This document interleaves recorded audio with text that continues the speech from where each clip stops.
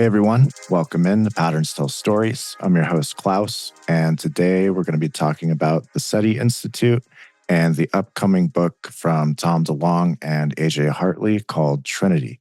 With me today, as always, is my co-host, Garrett. How's it going, man? Good, man. It's been a good week. How are you doing? I'm doing well, a little under the weather. My voice is a little scratchy, so everyone can just bear with me through this episode. That'd be great. The Arrow Report, it's really just gotten destroyed pretty much by most people. I put out an article today on some of the more broader aspects of it and try to give the report some context and give some background on Ronald Moultrie and Sean Kirkpatrick and where they came from. Kirkpatrick was recruited by the Department of Energy when he was 17 years old based on an invention he made that would streamline blood typing for crystals. I found that interesting. I mean, I didn't actually tie it into the secret machines thing with SAIC because Kirkpatrick also worked for SAIC for a while under Bobby Ray Inman. The whole thing we talked about previously with the Dr. Vespasian character who would go and do experimental blood injections to these kids who I guess would later become Air Force pilots. And then eventually they were piloting UFOs, reverse engineered UFOs at Area 51. So I found that blood typing to, and then his journey to SAIC and all that kind of connection a little weird, but I did not include that in my article, but there's a lot more in there about the DOE and specifically Battelle. And check that out on tinyklaus.com. Yeah, besides that, the Arrow thing has been sort of analyzed to death. So I think we can move on from that today, unless you had anything you wanted to mention about it. I kind of wanted to ask you about SAIC and the fact that in this pocket of years that Kirkpatrick was working for them.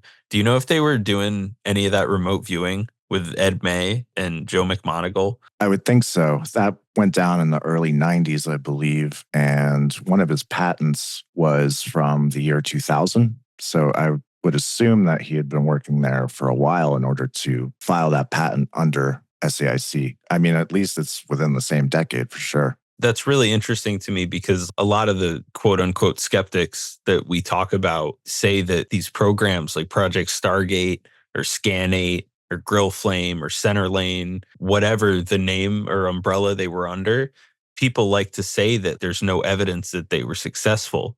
And when people make that argument, I always point to SAIC and the documentation that these guys, after the government stopped their studying in an official capacity, they definitely appeared to start working for private industry like SAIC. Yeah. If you follow the money, as people like to say, the money says that these people had no problem finding jobs. That's just something that's bizarre to me. If they really weren't doing good work or successful work, why were they finding work no problem to continue doing what they were doing? You know? Yeah, and I remember Joe McMoneagle saying that he had been previously working for a private company that had partaken in UFO crash retrieval operations. Most of the time, they were just prosaic or classified Air Force or just government programs that had crashed. I think he said one time there was an actual non-human craft that he was able to remote view and they went and found. And I assume that he was talking about SAIC and his time there when he was working with them. I could be wrong, obviously, but when you think about it, that I think would be the most logical conclusion, unless it was for like SciTech, I guess. I don't know. It could be. Well, SciTech definitely had an interesting handful of individuals involved with it. Between Dames, Stubblebine, John Alexander, all of these men individually have their own stories. And like, I don't know, man, it's a deep hole to get into some of these companies. Some of them, Lynn Buchanan even said that he had his own company. I think he called it like Problems, Solutions, Innovations, like PSI or something like that. It's clever. I thought it was pretty cool. But he claims that a lot of these people end up working with law enforcement. Yeah. Which is very fascinating to me. It works. I mean, they can find missing people. That's one of the biggest uses for remote viewing is the ability to locate people who've gone missing. When you're at a certain point where you have nothing else to lose, it makes sense to use that as a potential method. It's kind of like last ditch effort. Why not do whatever you can, You don't really have to believe in it in order to try it. So if it works, it works. Yeah, I heard Russell Targ, to convince people that it would work, would just have them try it themselves. He said that a lot of people that were skeptical, and they had to do this on a year by year basis because they were constantly worried about having their funding cut or being called crazy. And they said they'd pull the people in and have them try it themselves. One of the viewers missed an experiment, and he continued the experiment, and he just did it himself. And he said the test went really well. If someone was trying to cut their funding, they'd be like, you come try it and prove that it doesn't work. Is that what you're saying? Or That's my understanding, as Russell Targ explained. It's a pretty good it. strategy, I'd have to say. I was listening to a documentary where Russell Targ and Hal Puthoff were explaining the experiments they would do with like their most psychic guys. To my understanding, they had a few people who they considered far and away, unquestionably more psychic than other people. One of them was Joe McMoneagle. They considered him to be like, and always have considered him to be one of the best. Then they said Pat Price. Pat Price was one who they said was scary good. Pat Price actually did work in law enforcement before he became a remote viewer. I think he was either like a police sergeant, at the very least, a police officer. They said with Pat Price, when they would do experiments, they would take this random envelope and drive out somewhere in California. I think they would use a random number generator, and then they would take that number and then open this filing cabinet that has all these files in it. And they would take the file with that number and go drive to this one spot in California. And then they would open it and it would have a location in it. And then they would go drive to that location. Meanwhile, Pat Price doesn't see any of this. He just is kicking it back at the lab with one of the scientists. And I think in that instance, it was Russell Targ. When they would have Pat Price guess, they said if you were kidnapped by terrorists, Pat Price would find you on his first guess 9 out of 10 times. Did I explain that right? Yeah, that's crazy. That's nuts. That's fucking so good. That's absolutely That's nuts. Scary good. How do you not use that all the time? But I have to stress that that is anecdotal. Right. Like I can't say that that's verified. That's a gnarly anecdote. You know, when you think about it, if you were a private company and wanted to have a competitive advantage in your industry, it would make sense to keep something like that secret, have them sign NDAs and just stick with your company, sign a contract for however many years. Potentially that might be why, you know, some of these remote viewers aren't really too public about it. Well, if they're that good, would you want to be well known? Exactly. That's my You're point. basically Superman. If you really were a good psychic, I feel like it would be like a curse almost, because you wouldn't want anyone to know who you are. Imagine just being anyone in that situation. Do you want your enemy knowing all of your secrets? Everything that you have locked behind a safe, behind some encryption? This guy just can figure it out just by thinking. That's really threatening if that's real. For sure. And people don't talk about that. And I think that's a big reason why the government's just okay with people thinking it's all bullshit. They're just trying to hide the seriously advantageous mechanism that could be used for intelligence gathering. It makes sense. That's what they used it for, was intelligence gathering. So how do you run counterintelligence against someone who can see everything you're doing or at a certain coordinate, you know, see exactly what's there whenever they want? Can't really do anything about that. Before we get off on too far of a tangent, I wanted to wrap up the Arrow stuff. I saw yesterday there was a poll that came out by YouGov, who are actually a pretty solid polling firm. They also work with The Economist. That's a legitimate source. Everyone splits hairs when it comes to media and different outlets and their credibility and all that kind of thing. But I would say The Economist is a pretty good source for polling. They partner with YouGov to do just general polls of, I guess, UFOs is the one they ran immediately after the Arrow report came out. So the Arrow report came out on Friday, the 8th of March, and this poll was run from March 10th through the 12th. So the Arrow report was fresh in the news. The DOD had gotten their headlines, super pumped. It's not aliens. There's no extraterrestrial craft. Fucking, you're all liars. Basically saying everything's bullshit. It's all swamp gas. Blue Book 2.0, case closed. That is the DoD's most recent shit. And Sean Kirkpatrick ran the fuck out of there with his tail between his legs, some Battelle dollars on his wallet. But this poll kind of says none of that shit mattered. People still do not trust the Pentagon whatsoever when it comes to UFOs. A very small amount do. So this poll was conducted with U.S. adult citizens across the country. The first question was, do you think the United States government knows more about UFOs than it is telling the public, or do you think the U.S. government has told the public everything it knows about UFOs? So the Pentagon in this report said, case closed. This is what the U.S. adult population believes. 63% says the U.S. government knows more about UFOs than it is telling the public. So 2/3 of America thinks the Pentagon is bullshitting. Essentially, that's what that means. And only 11% say the government has told the public everything it knows about UFOs. So Sean Kirkpatrick can eat a dick.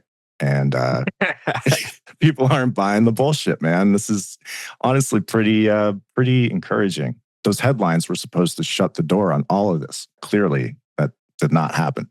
Yeah, I think 63 is kind of low still. The message, you know what I'm saying? Like when you look at polls of anything, when it comes to politics, your personal bias is there. It's like, come on. It's like the Wikipedia thing. Everyone's like, well, you should have known not to use Wikipedia. Well, the fucking people aren't you.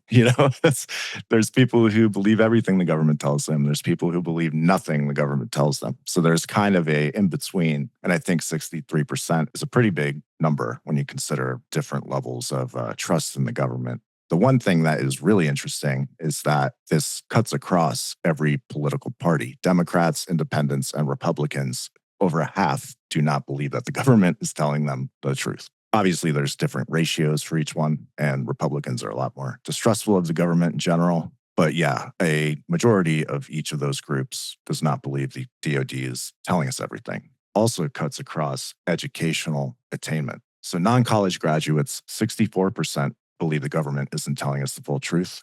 And with college graduates, 61%. So it's essentially identical, which I found really interesting. That regardless of education level, they still don't believe what the DoD is feeding the public. Damn. You see similar results with the JFK. Right. If you ask Americans if they think that Lee Harvey Oswald acted alone, the overwhelming majority, I think over 63%, think that he did not act alone. Yeah, it's these very obvious, there's a there events or situations where it's very obvious that the government is holding something back. And we know they're holding something back. And that's where conspiracy theories fucking fester, dude. That is the problem. They treat a majority of the population as if they're idiots. And that's how you get things like January 6th or Kennedy's alive or whatever the fuck that was under a bridge somewhere. I don't know. I don't remember what that was. Oh God. Yeah. All the people. No, Yeah. this is my understanding is all these people. I don't want to talk about these people because they don't deserve to be talked about. But all these idiots were in Dallas because they thought that JFK Jr. was alive and that he was going to come back because that's the city that all this shit happened in with Lee Harvey Oswald and the limo ride. It was all in Dallas. So every year, I'm pretty sure groups of stupid people just sit out there and spread more conspiracies to other stupid people. And it's really sad. This is all in the government, this one. When it cuts across party lines and educational lines, that's when you know you have a problem. And that's when you know you need to be more transparent. And the fact that they're refusing to do that and that Sean Kirkpatrick and those he works with and those who he covers for are intentionally trying to make this go away when it's very clear it's not going to happen. It hasn't changed anything. Those headlines, they ran in every single major media outlet saying the Pentagon says they haven't found any evidence of anything that has to do with crash retrievals or reverse engineering or any alien technology, none of that shit. We don't buy it. And it's very clear in this poll that a majority of Americans don't buy it. It's right there in the numbers. The Economist YouGov poll. Basically, David Grush, Tom DeLonge, all these fucking guys know what they're talking about. It's wild to look at this. And I thought it would be very different. I'm pleasantly surprised. And I think this is a good way to end whatever blip on the radar this Arrow report was supposed to be. It's essentially the end of Blue Book, and the American citizenry is saying, fuck you. Like, we don't believe you. And it's right there 2 days later. That's nice to see. And it also displays how we live in a very different time than back in the 50s, and how this kind of Cold War era information operations don't work anymore, and they're not going to pan out. The DoD really needs to change its strategy, get its shit together, and figure out how they're going to come out with this in a way that's not going to completely piss everyone off. There needs to be talks of amnesty. There needs to be real movement on this. And I think you're seeing that in the Senate, specifically with Chuck Schumer and the UAP Disclosure Act, their use of the term non-human intelligence. Carl Nell at the Soul Foundation Symposium had a chart of different theories on the origin of UAP. Only 4 of them out of over 75 or so encompass extraterrestrial. So you got about 70 additional theories that were not addressed by the DoD's report. And that's intentional. The Senate knows that. That's why they use the term non-human intelligence. Yeah, something's got to give here. And it's really encouraging to see this poll. Yeah, I agree. You know what else was encouraging was that letter I saw Representative Burleson shared. And it was all these different representatives signing on to say that we are still demanding further transparency. Yeah, that was cool. We don't buy this report. It's a good way to end that era. The Arrow era. They wrote on Twitter that volume 2 is coming. And it's like, okay, what the fuck could possibly be in there to make this right?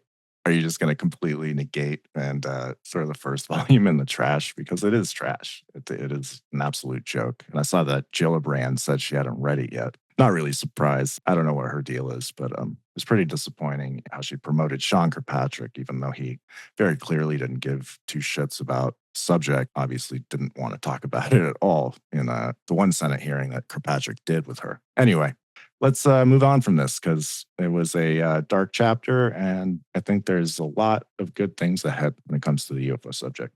Yeah, and it also says a lot about Kirkpatrick, the fact that there's all these people out there. Our Congress is supposed to be the voice of the people. Instead of letting these people who are asking for protection to speak, who are asking for protection from these NDAs and are saying that something is going on, they're just willfully turning a blind eye to that and implying that these people have been tricked by folks that are part of some UFO religion. It's nonsense to even lay out. And on that note, another question that was asked in this poll that we can kind of get into and transition to our next segment is, do you think reports of UFOs might sometimes be the result of alien spacecraft visiting Earth? Or do you think reports of UFOs are always the result of human or natural activity that comes from Earth? That second one, where it's always humans or natural activity, only 32% said they agree with that. 32%, an equal amount, said that UFOs might sometimes be the result of alien spacecraft,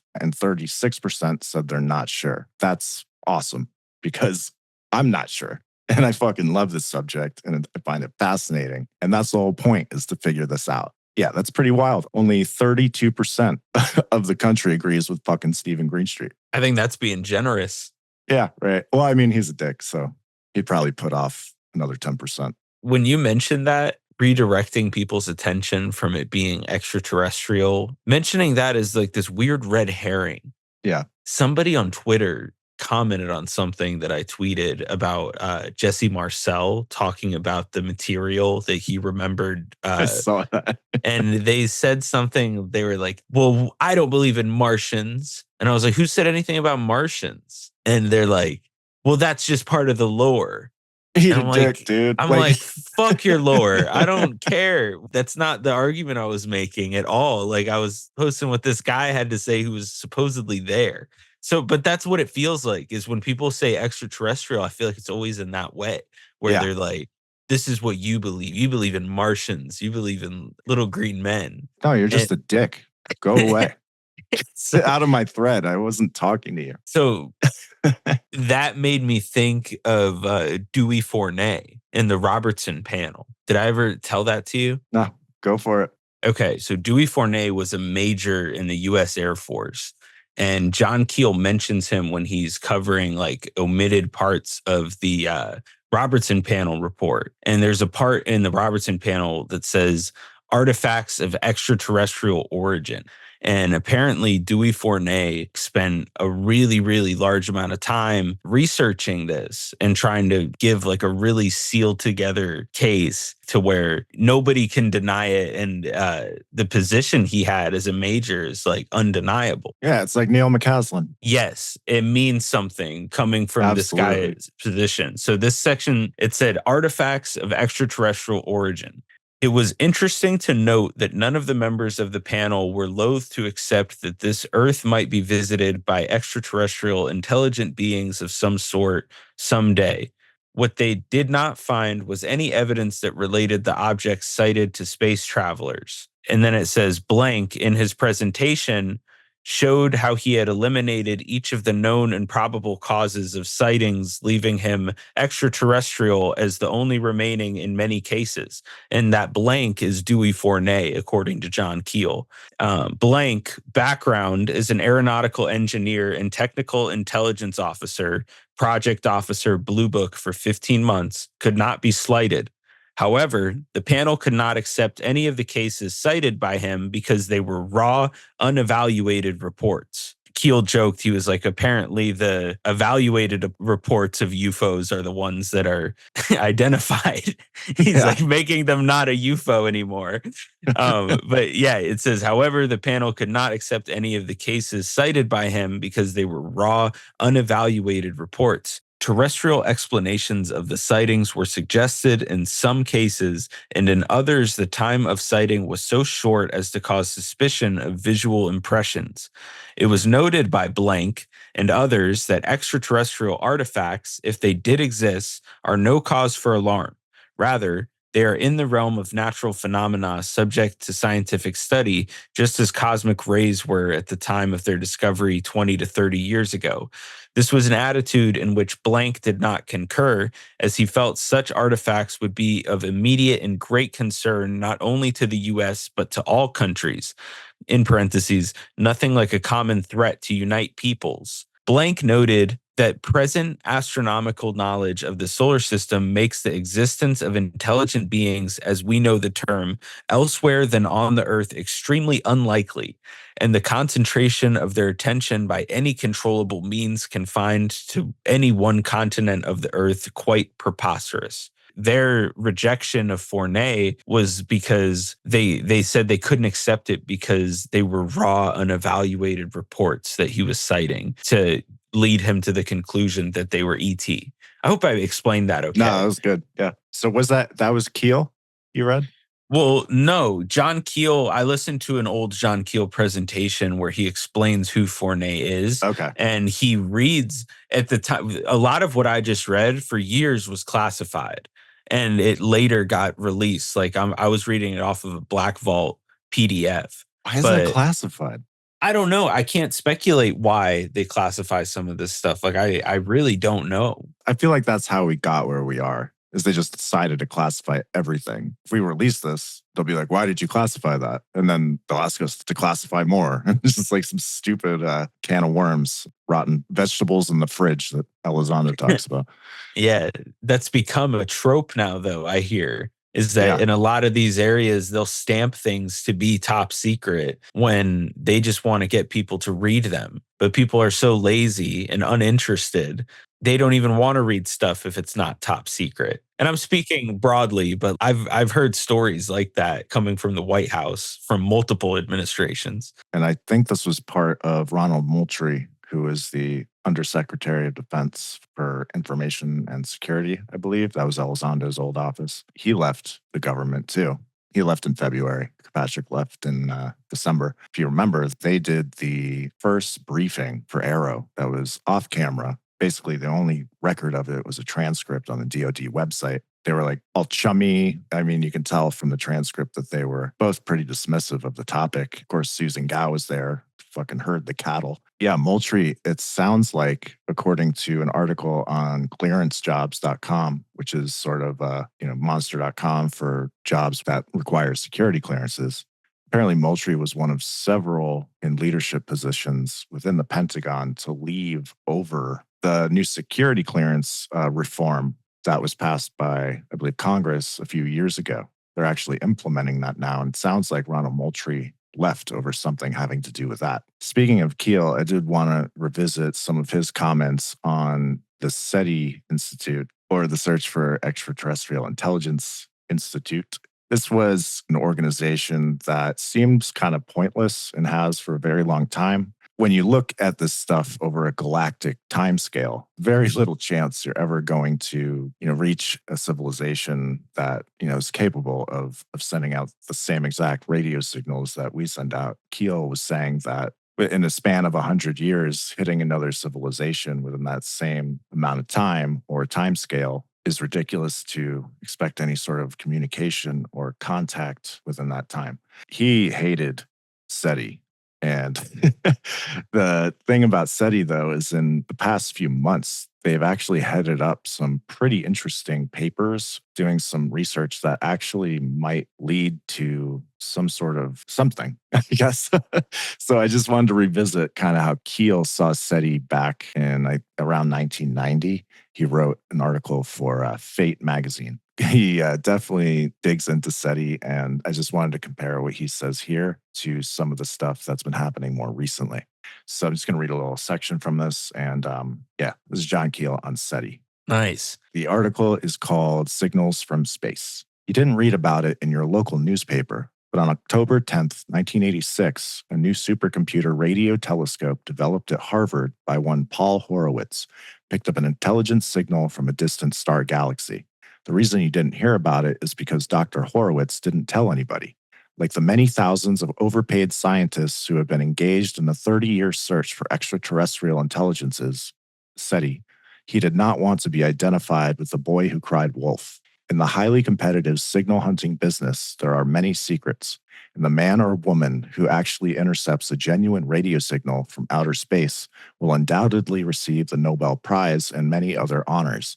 So they keep their findings to themselves while they continue to flush your tax dollars down the celestial toilet.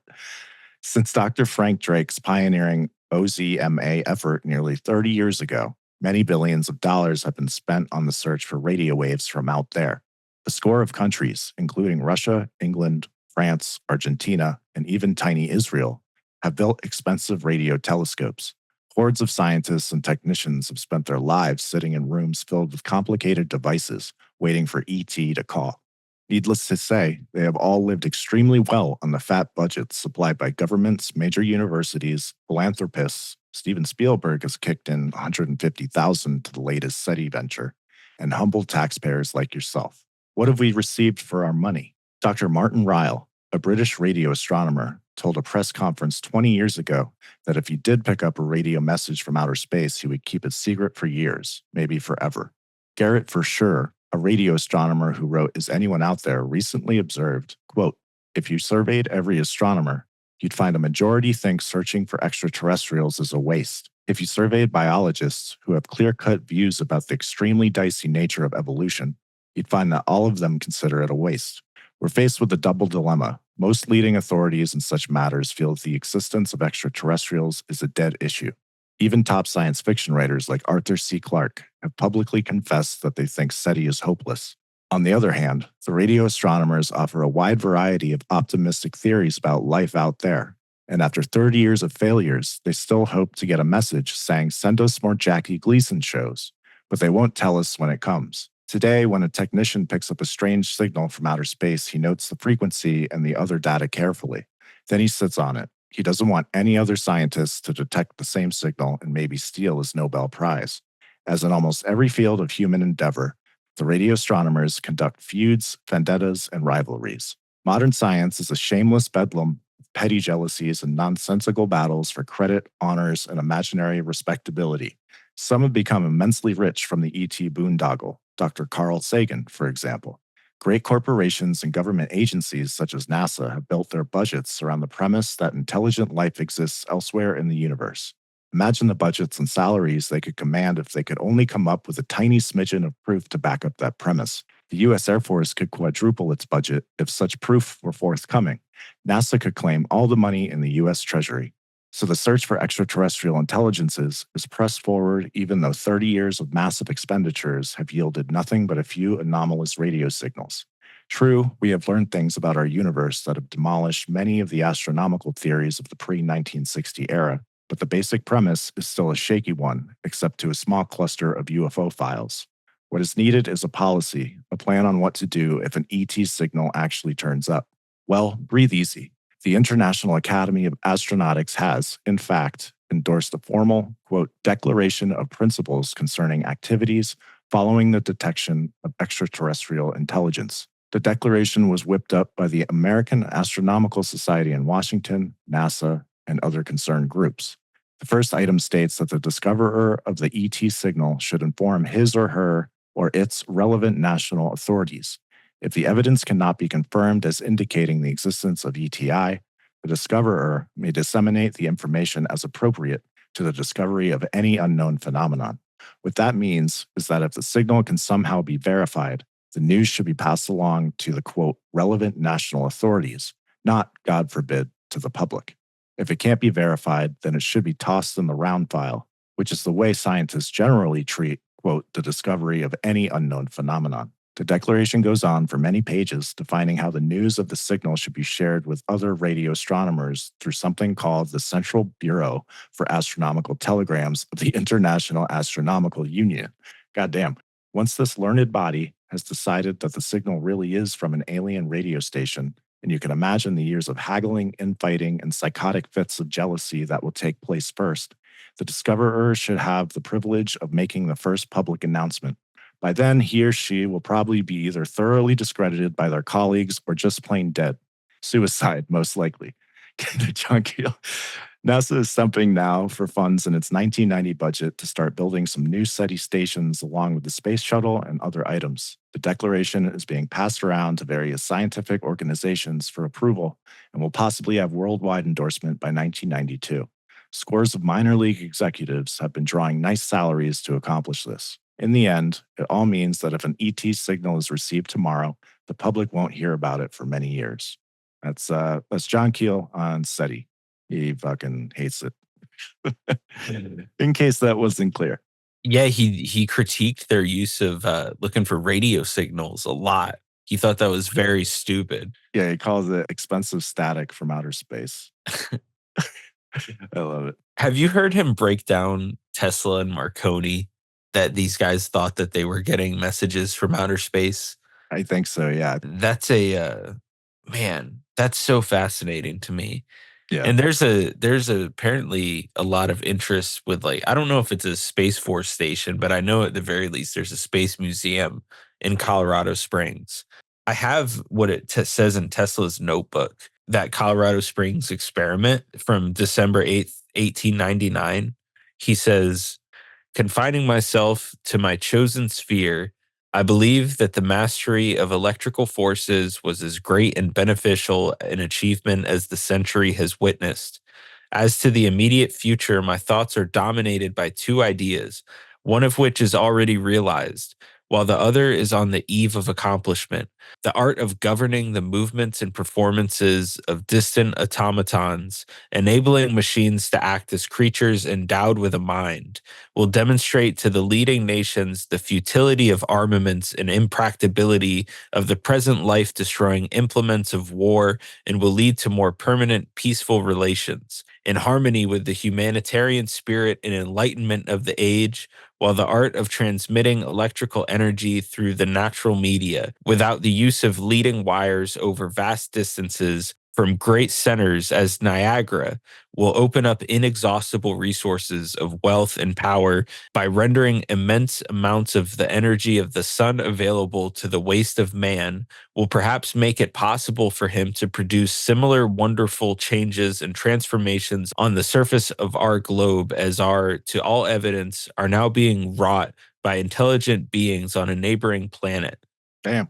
In Charles Fort's book, New Lands, he mentions that in 1900, there was an observation of fountains of lights playing upon the planet Mars. He says that in this pocket of time, Tesla announced that he had received upon his wireless apparatus vibrations that he attributed to the Martians. They were a series of triplets. He says in Our Haunted Planet, about Marconi, who's the Italian inventor that we've spoken about on this show. He says 2 years after Tesla's Colorado experiments, Marconi broadcast the letter S, three dots, across the Atlantic, and a new era of communications was born.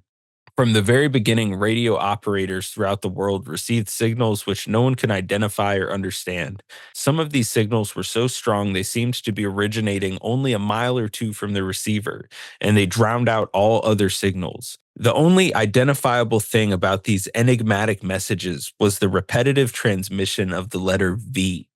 Marconi reported that the stations of his company on both sides of the Atlantic picked up these pirate signals even before World War I.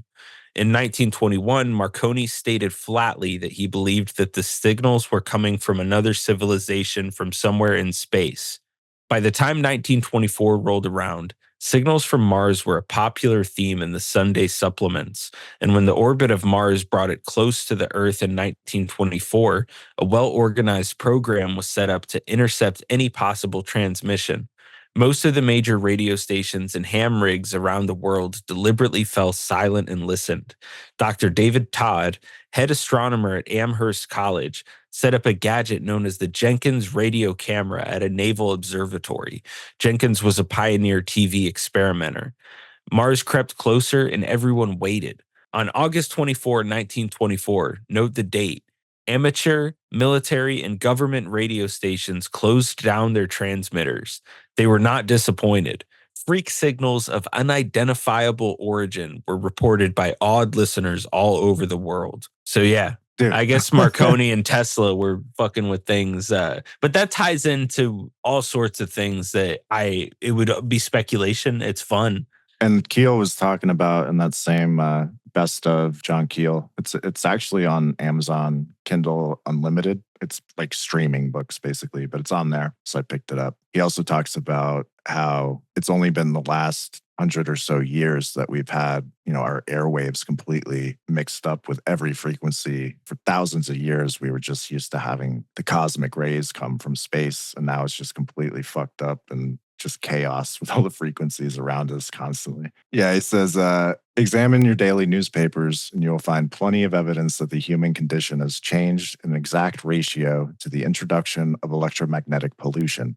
The acts of madness that were once reserved for those periods when the moon was full are now becoming daily occurrences. We have created our own negative energies to upset the delicate electrolyte systems of the human body. For thousands of years, our bodies were adjusted to the frequencies of the cosmic energies coming in from outer space. Now we have surrounded ourselves with radio waves on every possible frequency. Our bodies are confused, and we are collectively frothing at the brain in a world where madness is becoming the norm. Insanity is an antisocial condition. Oh, man, he's the best. Yeah, and the other interesting thing that SETI just announced on the 13th of March was a giant volcano discovered on Mars, which I find interesting that they would be announcing this, which I guess their kind of partner is, I suppose, with the Mars Institute, but this actual discovery was announced on the SETI Institute's website. It's basically a volcano that's massive, and it's been hiding in plain sight, where they found the remains of a glacier last year. They actually realized then that it was inside a huge and massively eroded volcano. And they said several clues taken together give away the volcanic nature of the jumble of layered mesas and canyons in this eastern part of the Noctis Labyrinthus. I guess that's what it's called. The central summit area is marked by several elevated mesas forming an arc, reaching a regional high and sloping downhill away from the summit area. This area of Mars is known to have a wide variety of hydrated minerals spanning a long stretch of Martian history. A volcanic setting for these minerals had long been suspected, so it may not be too surprising to find a volcano here. In some sense, this large volcano is a long-sought, quote, smoking gun. In addition to the volcano, the study reports the discovery of a large 5,000 square kilometer area of volcanic deposits within the volcano's perimeter, presenting a large number of low, rounded, and elongated blister-like mounds. This blistered terrain is interpreted to be a field of rootless cones, mounds produced by explosive steam venting or steam swelling when a thin blanket of hot volcanic materials comes to rest on top of a water or ice-rich surface. Much about the newly discovered giant volcano remains a mystery. Although it is clear that it has been active for a long time and began to build up early in Mars's history, it is unknown how early exactly. Similarly, although it has experienced eruptions even in modern times, it is unknown if it is still volcanically active and might erupt again. That's fucking crazy, dude. Active volcano. Is there active volcanism that we know about on Mars? Oh, my understanding of Mars has changed entirely in the past year since I started looking into it because I used to think it was just either a scalding hot or ice cold little flat Yeah. desert ball. Yeah, just continuing on, it says, and if it has been active for a very long time, could the combination of sustained warmth and water from ice have allowed the site to harbor life?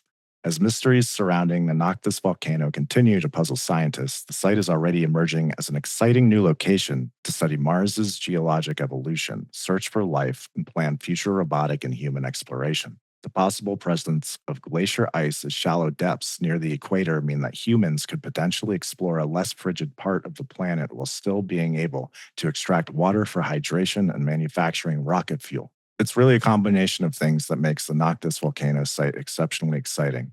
It's an ancient and long lived volcano so deeply eroded that you could hike, drive, or fly through it to examine, sample, and date different parts of its interior to study Mars's evolution through time.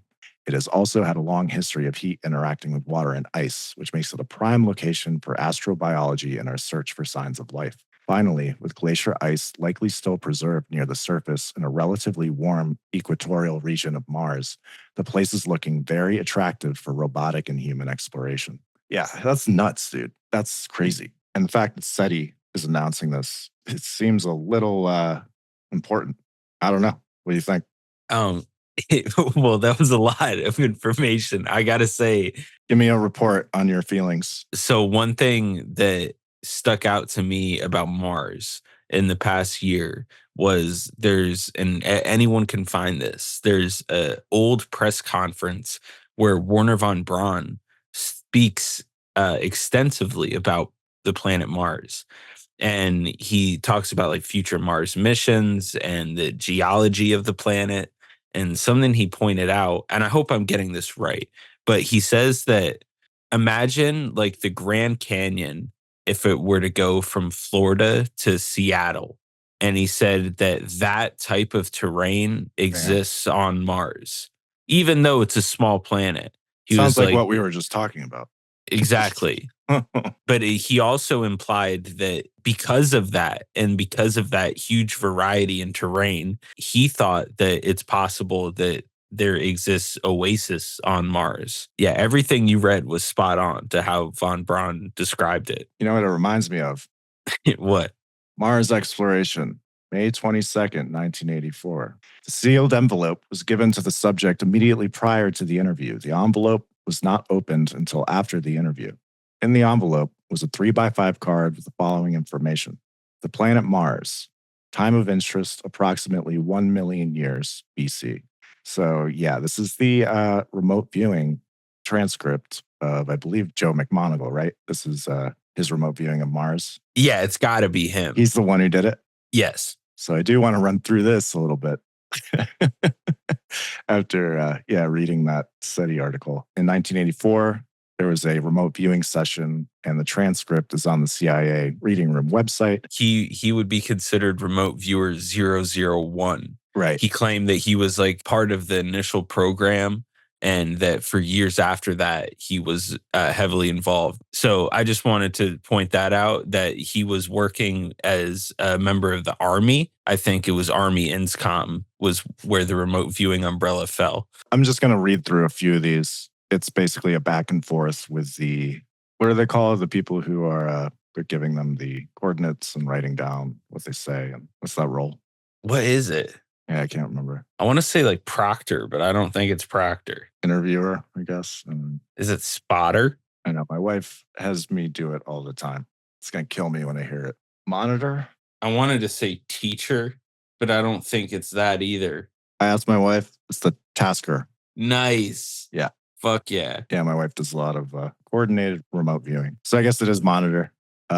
Tasker is, I guess, the one who gives the coordinates. I don't know. They're used interchangeably. But on here, it says MON, so I'm going with monitor. And then there's the subject, who is Joe McMoneagle. This is the remote viewing of Mars. In the envelope, it reads, planet Mars, time of interest, approximately 1 million years BC. Exclusively focusing your attention now using the information in the envelope. Focus on 40.89 degrees north and 9.55 degrees west. Subject, I kind of got an oblique view of a pyramid or pyramid form. It's very high. It's kind of sitting in a large depressed area. It's yellowish, ochre colored. Monitor. Move in time to the time indicated in the envelope I've provided you and describe what's happening. Subject. I'm tracking severe clouds, more like a dust storm. It's a geologic problem. Deep inside of a cavern. Not a cavern, more like a canyon. I'm looking up the sides of a steep wall that seem to go on forever. It's like a wall of the canyon itself has been carved. Again, I'm getting a very large structure. No intricacies, huge sections of smooth stone. It's like some really strange intersecting kind of roads that are dug into valleys where a road is just a little below the edge. Monitor, tell me about the shapes of these things. Subject, there are real neat channels cut. They're very deep. It's like the road went down. Monitor gives some other coordinates. Subject, intersecting whatever these are aqueduct type things. Rounded bottom, carved channels like road beds. I see pointed tops of something on the horizon. Even the horizon looks funny and weird. Misty, like it's really far away. Monitor, do these pyramids have insides and outsides? Subject, an interesting perception I'm getting. It's filtered from storms or something. They're like shelters from storms. Monitor says, all right, go inside one of these and find some activity to tell me about. Subject, different chambers. They're almost stripped of any kind of furnishings or anything. It's like a strictly functional place for sleeping, or that's not a good word, hibernations. Storms, savage storms, and sleeping through storms. The monitor says, tell me about the ones who sleep through the storms. Subject says, again, very large people, but they're thin. They look thin because of their height, and they dress in, it's like a real light silk. Monitor says, move close to one of them and ask them to tell you about themselves. Subject, they're ancient people. They're dying. It's past their time or age. Monitor, tell me about this. Subject, they're very philosophical about it. They're looking for a way to survive, and they just can't. Can't seem to get their way out. They can't seem to find their way out. So they're hanging on while they look or wait for something to return or something coming with the answer. Monitor asks, what is it they're waiting for? Subject, there evidently was a party of them that went to find a new place to live. It's like I'm getting all kinds of overwhelming input of the corruption of their environment. It's failing very rapidly, and this group went somewhere, like a long way, to find another place to live. Monitor asks, what was the cause of the atmospheric disturbance or the environmental disturbance? Subject says, I see a picture. It's almost a warp. It's like a globe that goes through a comet's tail. Monitor goes, all right, now before you leave this individual, ask him if he knows who you are and is there any way you can help him in his present predicament. Subject, all I get is that they must just wait. Doesn't know who I am. Think he perceives I'm a hallucination or something. Monitor says, okay, these people are waiting. When the others left, how did they go? Subject, it looks like the inside of a larger boat, very rounded walls and shiny metal. Monitor, go along with them on their journey and find out where it is they go. Subject, impression of a really crazy place with volcanoes and gas pockets and strange plants. Very volatile place. It's very much like going from the frying pan into the fire. Difference is there seems to be a lot of vegetation, where the other place did not have it. A different kind of storm.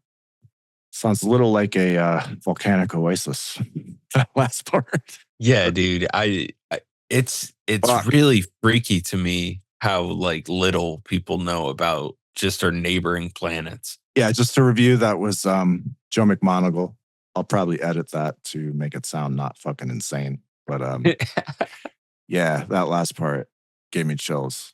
Impression of a really crazy place with volcanoes and gas pockets and a strange plants, very volatile. It's very much like going from the frying pan into the fire. Difference is there seems to be a lot of vegetation where the other place did not have it. A different kind of storm. I'm freaked out now. That's literally like exactly what we both said or talked about before I started reading this fucking thing. The Werner von Braun, there's an oasis, the new discovery of the giant volcano that has life sustaining shit. Yeah, it's wild. when they do start discovering things, I think they're going to notice that it's like everywhere. This is just my suspicion, but I feel like there's going to be, especially when we talk about the extremophiles.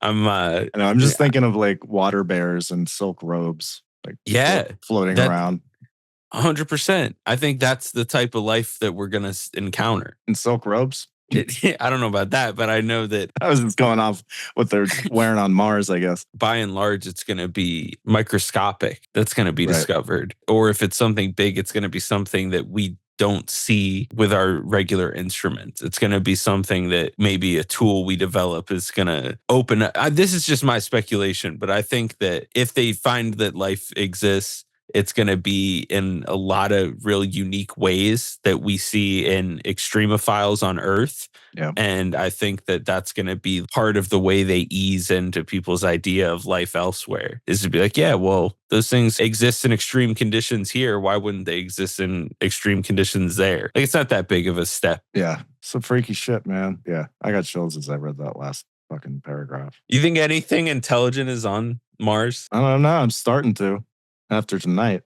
God damn. That would be intense if something was like stranded there. I mean, why did SETI announce this volcano? Right? Doesn't that seem, I don't know. Maybe it's normal. Well, I constantly see these headlines of them finding liquid water or ice, or do you know what I mean? Like, there's constantly headlines of things that I feel like would be groundbreaking, but they just mention them very casually. So it seems like they just kind of blend in. And until someone like Neil deGrasse Tyson points out that that's something we should be celebrating, people don't even know enough science to know whether it's exciting or not. He's the arbiter of scientific excitement.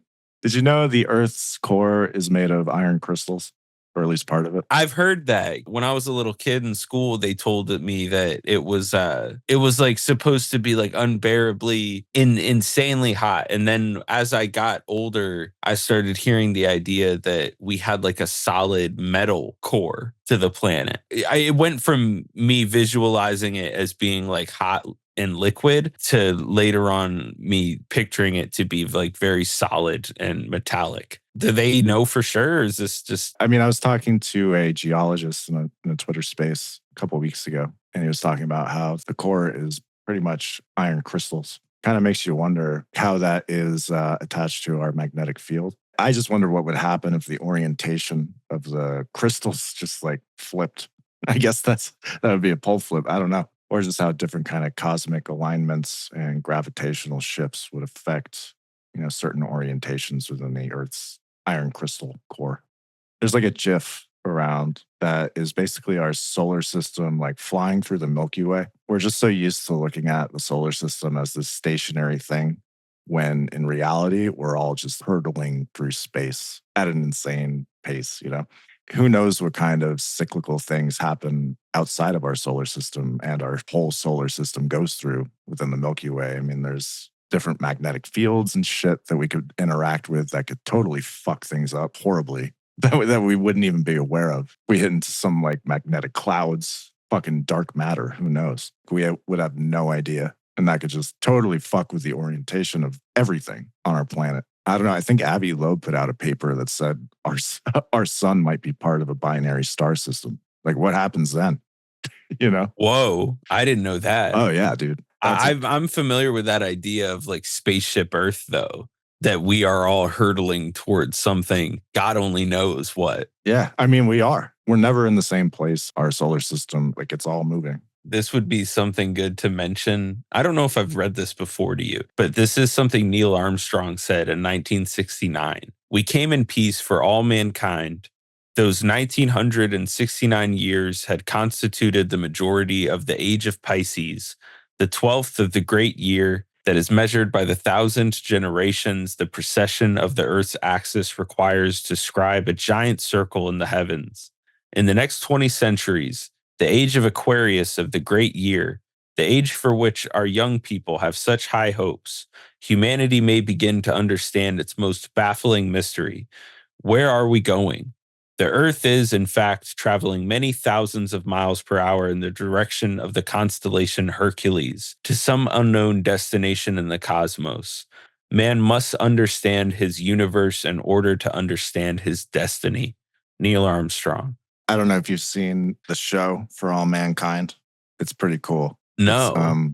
It's basically an alternative history drama. Essentially, the Soviets were first to land on the moon, crewed moon landing ahead of the United States. It's basically a what if the space race never ended. Yeah, that kind of formed my idea for my moon base article I wrote a couple weeks ago. Robert Bigelow was talking about mining on the moon, and I think it's like helium-3 is the resource up there. And then he was talking about how we signed a 1967 outer space treaty and how after a year, you could basically just pull out of it. And during that time, you could just be setting up bases on the moon and still be compliant with the treaty. If you wanted to, at any point, you could just pull out of the treaty and have a military presence on the moon. That got me thinking and wondering if that's what we've been doing this whole time, is just building a presence up there secretly without telling anyone. And at some point, we're just going to pull out of the treaty and own the moon. But yeah, That would be tight. that's why we haven't gone back. Would you rather us own the moon or fucking China? That's what I'm saying. Is Team American Moon, baby. that's kind of what this TV series explores, is that exact thing. Everyone should check it out if you haven't. It's pretty cool. Yeah, that sounds like it'll be right up my alley. Gordon Cooper's is in it. Like, they have actual people playing actual astronauts. You'd love it. Yeah, man, that was a good episode. It was a roller coaster. I just put out an article today again on the Aero stuff. Got into Kirkpatrick's history and his recruitment by the Department of Energy back when he was a teenager, and how that kind of set the stage for him eventually becoming the head of Aero. So, but yeah, check that out, tinyclass.com. It's up there right now and it's free. And you got anything coming out? No. Okay.